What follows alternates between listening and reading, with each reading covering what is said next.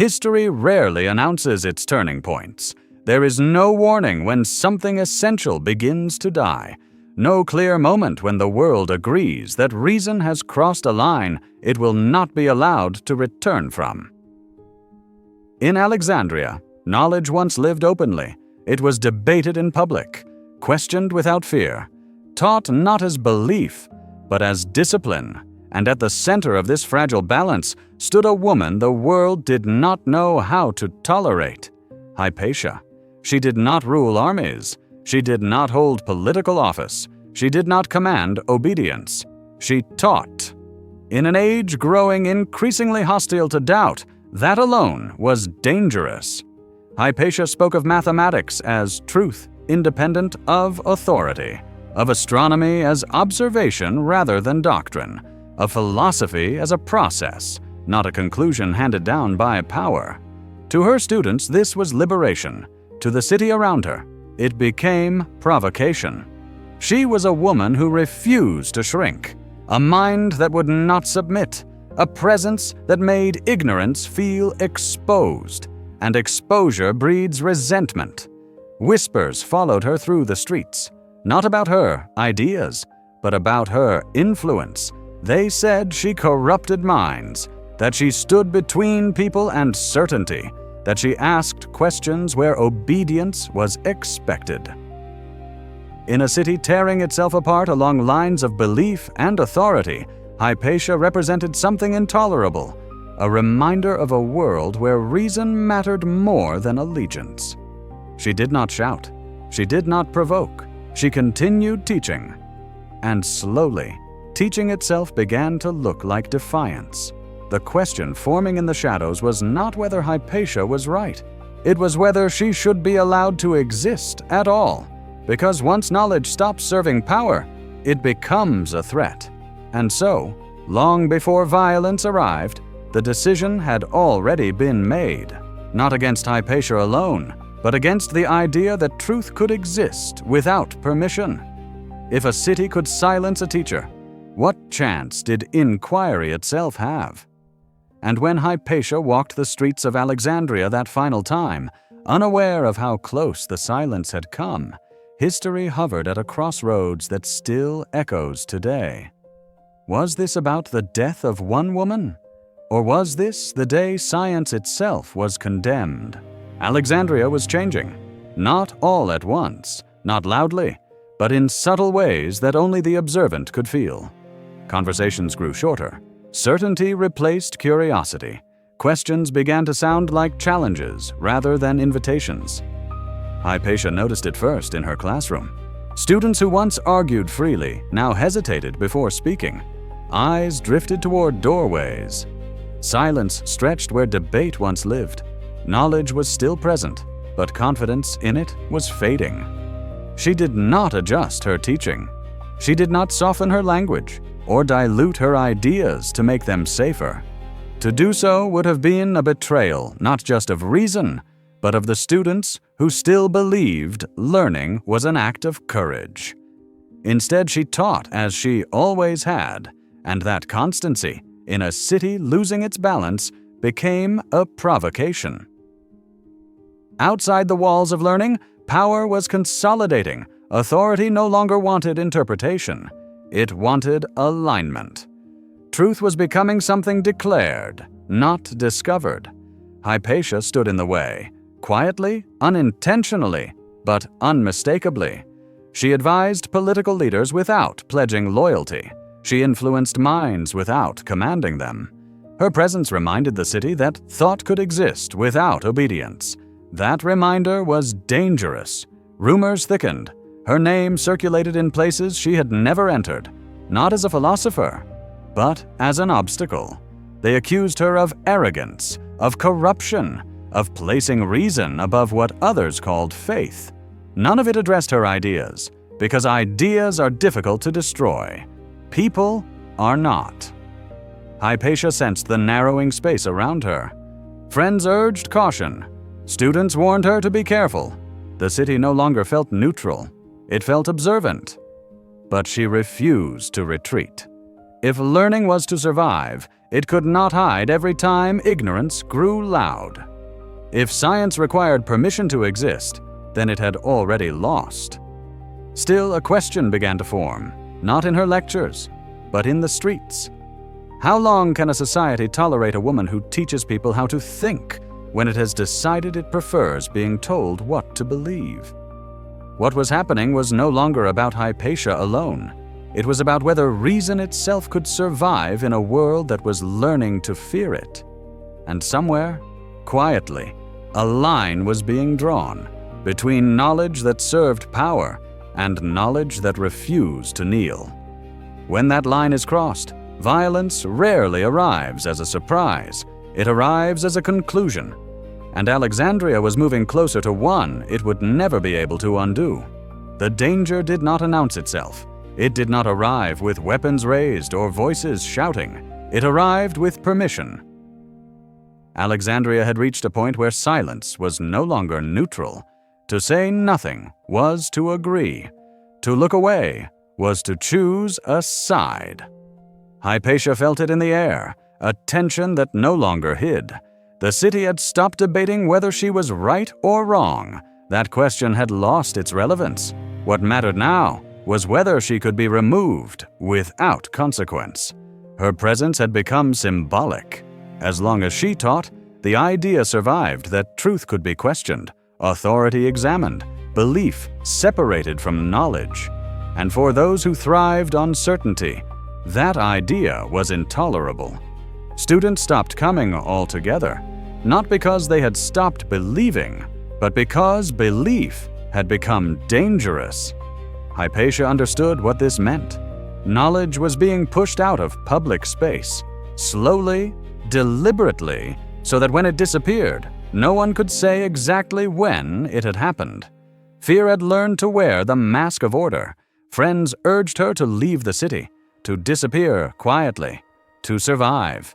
But survival at this cost felt like a lie. If she left, the lesson would be clear. Reason retreats when threatened. Inquiry survives only when allowed, and Hypatia had spent her life teaching the opposite. So she stayed, not out of defiance, but out of clarity. She knew what the city no longer wanted to admit, that violence does not begin with the act itself, but with the decision that some voices no longer deserve to exist. By now, accusations no longer needed evidence. They no longer needed arguments. They only needed repetition. And repetition turned suspicion into certainty. The streets that once felt familiar now felt narrow. Eyes lingered too long. Conversations stopped when she approached. Alexandria had chosen calm over truth, unity over inquiry, silence over understanding. And in doing so, it crossed a threshold few societies recognize until it is too late. Because once a thinker can be erased without protest, the question is no longer who will be next, but whether thinking itself has already been sentenced. Hypatia walked through the city knowing something irreversible had already happened. The decision had been made, not loudly, not officially, but completely. And history, once again, was about to mistake quiet for peace. Violence rarely begins with hands. It begins with permission, granted quietly, shared silently, accepted collectively. By the time the crowd gathered, Alexandria had already decided, not through law, not through decree, but through exhaustion, through the slow surrender of responsibility. No one asked questions anymore. No one defended ideas. The city had learned that safety lived in agreement, and agreement required silence. Hypatia was no longer seen as a teacher. She was spoken of as a problem, a disruption to order, a reminder of a time when thinking was public and disagreement allowed, and reminders are dangerous. As she moved through the streets that day, there was no warning, no announcement, just a tightening of space, a shift in breath, the feeling that the city itself had turned its back. Some recognized her, others pretended not to. That was the moment history often forgets. not the act itself, but the choice to look away before it happens, because violence does not need hatred to succeed. Indifference is enough. In that crowd were people who had once listened to her, people who had learned from her, people who knew what was being lost. They did nothing, and in doing nothing, they participated. What followed was swift, brutal, and irreversible. But the real rupture had already occurred. The city did not merely lose a woman that day. It lost a principle, the idea that reason could stand unprotected in public space, that truth did not need permission, that knowledge was not a crime. By the time silence returned, it was heavier than noise had ever been, and Alexandria, once a symbol of inquiry, carried on as if nothing essential had been destroyed. But something had, not just a life, but the fragile agreement that thinking was worth defending. If a city can erase a thinker in daylight, without resistance, without consequence, then the question is no longer how it happened. The question is whether this was the day science itself learned it could be killed. The city moved on. That was the most unsettling part. There were no public reckonings, no shared grief, no collective pause to ask what had just been lost. Alexandria returned to its routines with disturbing ease. Markets reopened. Streets filled again. Voices rose, but not with questions. Hypatia's absence settled quietly into the city, like dust after collapse. No one spoke her name aloud. Memory, too, learned to be careful. But silence is never empty. It carries what a society refuses to confront. In private spaces, a quiet unease lingered. Former students avoided the places where she had taught. Scrolls once debated openly were now handled cautiously, read without discussion, then put away. Knowledge had not vanished. It had been domesticated. The city told itself a comforting story, that order had been restored, that harmony required sacrifice, that some voices were simply too disruptive to keep. But beneath that story was a deeper truth Alexandria could not escape. Nothing had been resolved, only removed. Hypatia was gone, yet the questions she raised remained unanswered. And unanswered questions do not disappear. They wait. They wait in neglected texts, in hesitant minds, in the uneasy feeling that something essential has been traded for calm. What had been killed was not curiosity itself, but its courage, the willingness to speak publicly, to challenge openly, to protect inquiry even when it unsettles. That loss does not announce itself with tragedy. It reveals itself slowly, as stagnation, as obedience, as certainty that no longer needs to be earned. Alexandria did not collapse that day. It continued, and that may have been the real consequence. Because the most devastating moment in the life of knowledge is not when it is attacked, but when the world learns it can survive without defending it. So the question lingers, heavier now in hindsight than it ever was in the moment. Was this the day a woman was killed? Or was this the day science itself learned it could be silenced, and the world would carry on as if nothing essential had changed? History rarely records the cost of silence. It remembers names, dates, outcomes, but not the moment when a society decides that protecting truth is no longer worth the trouble. Hypatia's death did not end inquiry. It reshaped it. Knowledge survived, but cautiously, privately, stripped of the confidence that once allowed it to stand openly in the world. Alexandria would never again be what it had been, a place where reason walked freely through public life. What followed was not darkness, but something quieter and more enduring: restraint.